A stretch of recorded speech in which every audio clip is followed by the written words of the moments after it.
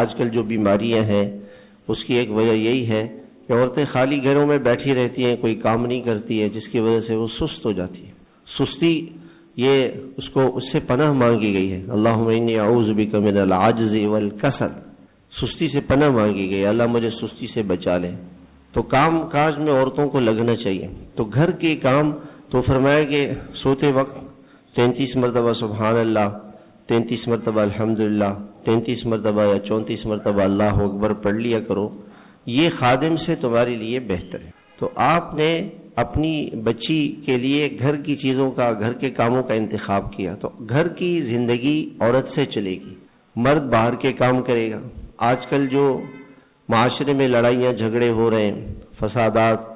گھروں میں ناچاکیاں، طلاقیں، اس کی ایک وجہ کیا ہے کہ عورتیں نوکریاں کرتی ہیں،